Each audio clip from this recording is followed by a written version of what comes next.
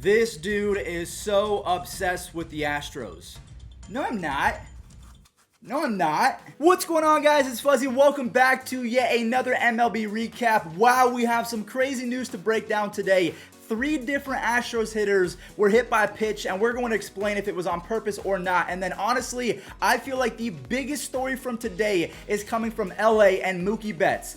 He's probably not going back to the Boston Red Sox. So we're going to explain exactly what I mean. So if you guys are brand new to the channel, make sure you guys hit that subscribe button because we have baseball content on the channel every single day. Now, I do want to kickstart the video with the Mookie Betts news, but before I do that, there were a few other signings that I do want to talk about that might make an impact. I'm not really too sure. The Dodgers, not only are they talking about re-signing Mookie Betts, but they just picked up Jake McGee. He was just released by the Colorado Rockies. So it seems like the Dodgers plan is to really pick up guys that were good in the past but haven't been good as late. Example number 1 is Blake Trinan. Now, he's been kind of nasty in summer camp, and we can all agree that in 2018 he had one of the best relief pitching seasons of all time. So Jake McGee goes to the Dodgers on a 1-year deal, and then also the Braves just signed Jhoulys Chacin. I think I said his name right. The Braves signed him to a 1-year deal, so I think that both of these dudes are going to make a small impact. Not enough for me to care about talking about them for more than... Okay, I'm done. Some more bad news for Red Sox fans. Oh man, it's been a very tough offseason, and I do want to say this right now. If you are a Red Sox fan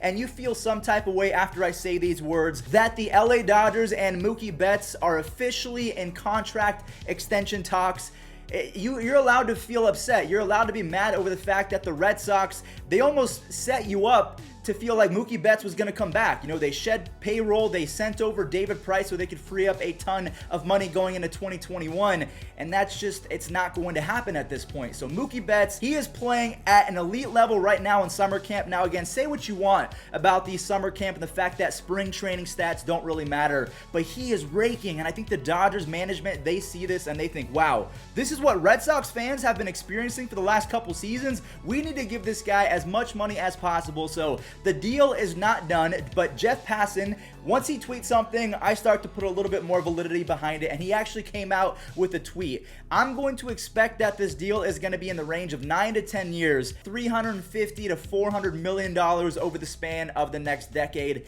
And again, if you are a Red Sox fan, you have every right to feel upset. Don't be one of those Red Sox fans that's like, you know what, we've won enough World Series, we got a World Series with Mookie Betts, I think that we're fine. It's okay to be upset. I mean, even if you look to other sports like the NBA, the Lakers were bad for quite some time, and then you get LeBron James, and then you're back to being relevant. So you can try your best to avoid the rebuilding phase, but sometimes it's just necessary, and it's okay to be upset as a fan, especially when you're used to winning pretty much every single year. I think in my lifetime, the Red Sox have won 2 or 3 championships, so when you're used to winning and you trade away your best player to a rival team, someone that you've already beaten in the World Series, and now they get your best player, and it's salt in the wound. The Red Sox have had a very, very tough offseason, so if you're upset, it's totally justified. I mean, the only good news about this for me is the fact that their money is pretty much tied up to 3 or 4 players, and in Kershaw, they have Justin Turner, they have Cody Bellinger, and Mookie Betts if this deal gets done. I don't think they're going to have room at the end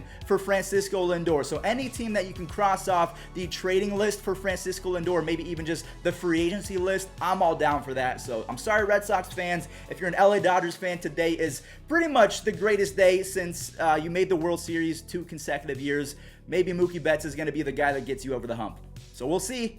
Well, it's pretty much official. Jeff Passan a few minutes ago tweeted out that Mookie Betts and the Dodgers are officially finalizing a massive long-term contract extension. He will be speaking on ESPN to talk about the full language of the contract. So we'll talk about all the in-depth stuff tomorrow, but to Boston Red Sox fans, I am so sorry. Alright, well, it's Fuzzy from the future yet again. I had to go back and edit this video a second time because breaking news, 13 years, $380 million. That is a lot of Chipotle burritos, a lot of chicken nuggets. Mookie Betts is an LA Dodger for the rest of his life. Alright, so you guys have been patient long enough, and to the guy that says I'm obsessed with the Astros fans, obviously I'm not, because if I was, it would be the first story, but And really, it's just low-hanging fruit. This is the easiest content to make. So 3 Astros were hit yesterday, Altuve and Bregman back-to-back, and then we'll talk about those ABs. And then also, last but not least, George Springer was hit pretty much in the shoulder, really close to his head,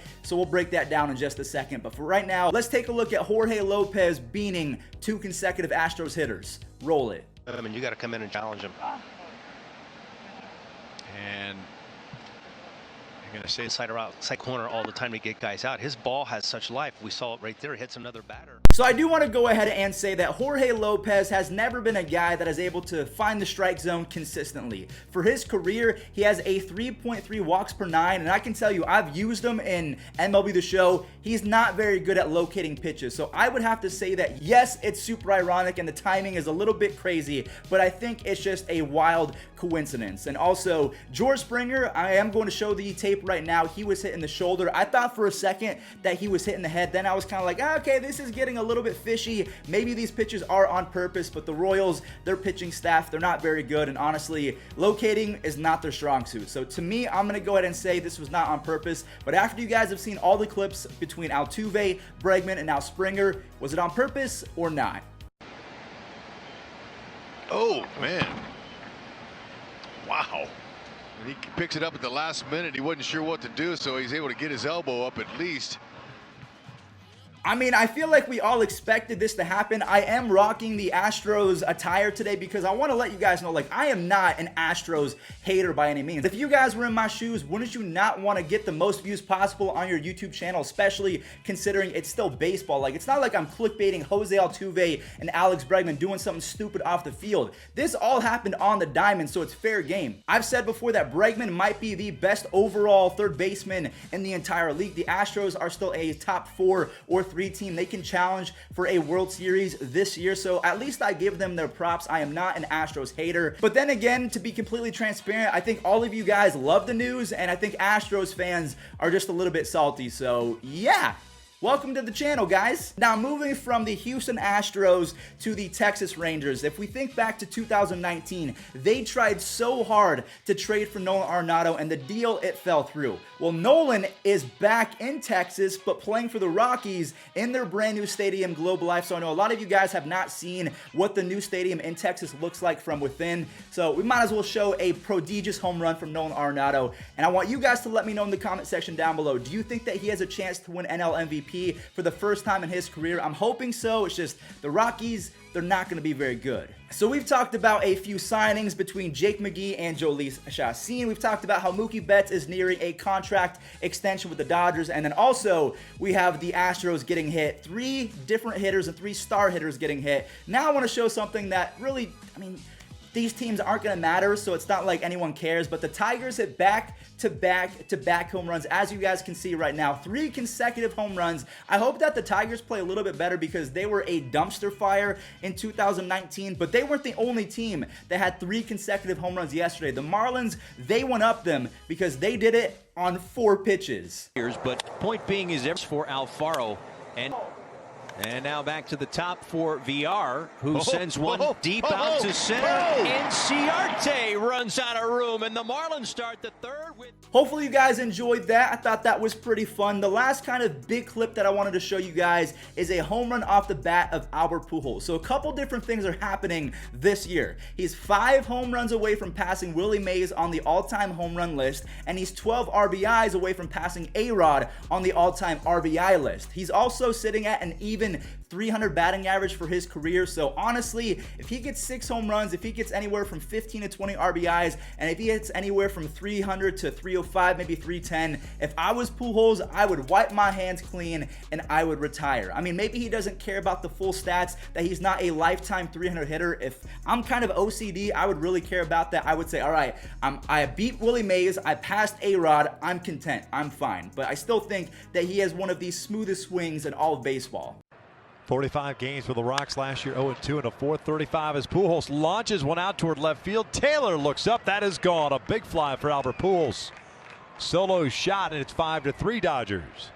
Good to see those hands quick for Pujols. All right, everyone. Well, that is going to do it for the clips portion of MLB Recap. Now, I quickly want to talk about tomorrow, opening day. So there's a few matchups that we all should be looking for. We have Gerrit Cole versus Max Scherzer. This is an all-time matchup. You're going to remember this in 20 to 30 years when you guys have a family of your own. Also, Mookie Betts, he's making his official debut for the Dodgers against their arch nemesis, the San Francisco Giants. Madison Bumgarner, his first start versus the Diamondbacks. They will be going up against the San Diego Padres. Chris Paddock, the rookie sensation, and also Fernando Tatis, Tommy Pham. They're going to be making a splash this year. The Indians versus the Royals. I know a lot of you guys don't care about that, but this is the first time that Corey Kluber has not been an opening day starter for the Indians since 2015, so that's very, very sad. And then also Tommy Milone versus Nathan Eovaldi. Two scrubs headlining an opening day matchup. The Orioles versus the Red Sox. Ooh, that's going to be tough to watch. But there we have it, guys. Thank you so much for watching. If you're an Astros fan, again, I'm sorry that you feel like I am just honing in on you. It's really not that deep. I like the Astros players, in fact. I've always been a big fan of Jose Altuve and Bregman. It's just, they cheated. I'm sure we're going to get over it one day, but for 2020's sake, you guys have to take it off the chin. I mean, I've been getting 3-1 comments for 4 years now, so you can, come on, you can take 1 year of hate. So don't get it twisted. I still think the Astros are a really good baseball team. They just have it coming to them. So without further ado, let's go ahead and see the clips that happened on this day in Major League Baseball history. I don't think there's too many of them. July 22nd in baseball history was not very fun, but here we go. Tries to bunt his way on. Houston picks it up, fires the first. Like that baby up as the Angels take game 2 from the Minnesota Twins. 5-2 the final. Congratulations to Houston Street on career save number 300. What a moment for Houston Street. Let's see what he does. That one is lined to the left center field. It's a base hit. Chase Headley with the game-winning RBI.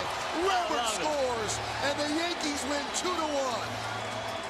A long day's journey in tonight, and the Yankees win a game they